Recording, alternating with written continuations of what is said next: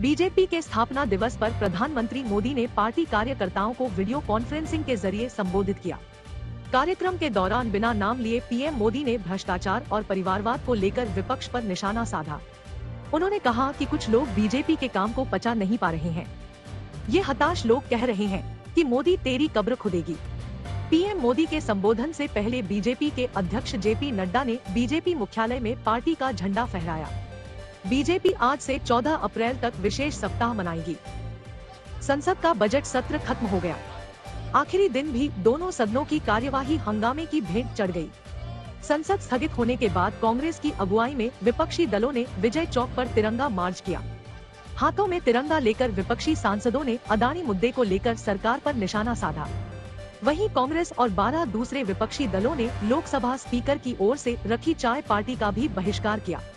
वहीं सरकार की ओर से वित्त मंत्री निर्मला सीतारमण और कानून मंत्री किरण रिजिजू ने पलटवार किया और राहुल गांधी पर निशाना साधा। आज हनुमान जयंती है। इस मौके पर गृह मंत्री अमित शाह ने गुजरात के सालंगपुर में हनुमान जी की 54 फीट ऊंची प्रतिमा का अनावरण किया। अमित शाह ने सालंगपुर में 7 बीघा जमीन में फैले गुजरात के सबसे बड़े भोजनालय का उद्घाटन भी किया। करीब 4,500 स्क्वायर फीट में बने हाईटेक किचन में एक साथ 20,000 लोगों के लिए खाना बनेगा। वहीं हनुमान चालीसा से सुर्खियों में आई अमरावती की सांसद नवनीत राणा ने अपने पति के साथ हनुमान चालीसा का पाठ किया। दिल्ली सरकार के मंत्री और आम आदमी पार्टी के नेता सौरभ भारद्वाज ने हनुमान जयंती पर शोभा यात्रा निकाली। कांग्रेस के दिग्गज नेता और पूर्व केंद्रीय मंत्री ए.के. एंटनी के बेटे अनिल एंटनी बीजेपी में शामिल हो गए।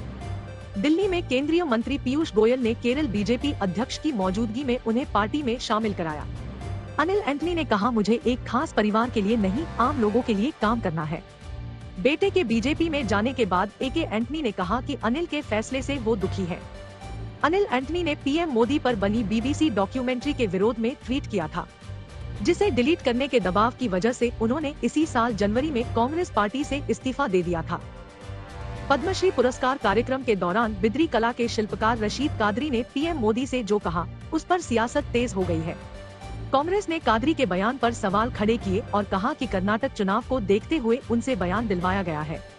दरअसल पद्मश्री सम्मान मिलने के बाद कादरी ने पीएम मोदी से कहा था कि जब कांग्रेस की सरकार ने उन्हें पद्म पुरस्कार नहीं दिए तो उन्होंने उम्मीद छोड़ दी थी, लेकिन मेरे ख्याल को आपने गलत साबित कर दिया।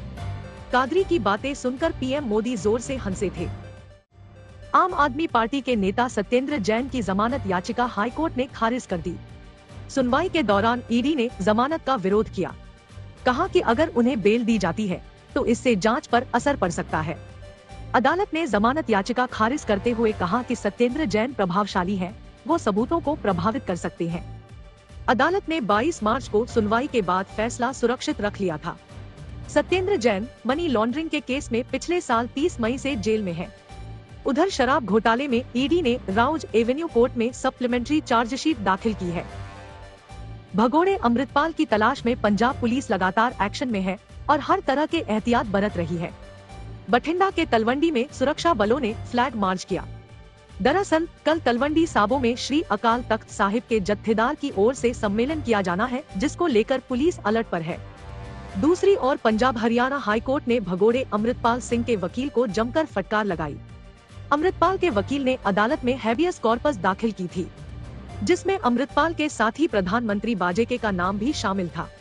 हाईकोर्ट ने कहा कि बाजेके पर एनएसए लगा हुआ है, वह असम की जेल में है। फिर याचिका क्यों दाखिल की गई? देश में करीब 6.5 महीने बाद कोरोना के 5,000 से ज्यादा नए मामले सामने आए।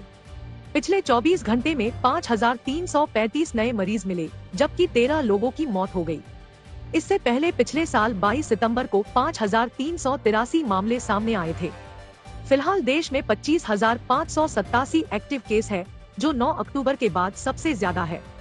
कोरोना के सबसे ज्यादा केस केरल से सामने आ रहे हैं, जहां पिछले 24 घंटे में करीब 1900 नए मरीज सामने आए हैं। भारतीय रिजर्व बैंक ने इस बार रेपो रेट में कोई इजाफा नहीं किया है। ब्याज दर 6.5% बनी रहेगी। आरबीआई गवर्नर शक्तिकांत दास ने कहा कि इकोनॉमी में जारी रिकवरी को बरकरार रखने के लिए पॉलिसी रेट में कोई बदलाव नहीं किया गया है। आरबीआई के फैसले के बाद फिलहाल ईएमआई में ना कोई बढ़ोतरी होगी और ना ही कमी। इससे पहले आरबीआई ने रेपो रेट में लगातार 6 बार इजाफा किया था। मॉनेटरी पॉलिसी की मीटिंग हर 2 महीने में होती है। कश्मीर के पहाड़ी इलाकों में पिछले 3 दिनों से मौसम का मिजाज बदला हुआ है। दिन में धूप खुलती है और रात में बर्फबारी होती है। गुरेज, बांदीपोरा और पीर पंजाल के पहाड़ों पर ताज़ा बर्फबारी हुई है। अप्रैल में हो रही बर्फबारी ने लोगों को परेशान कर दिया है।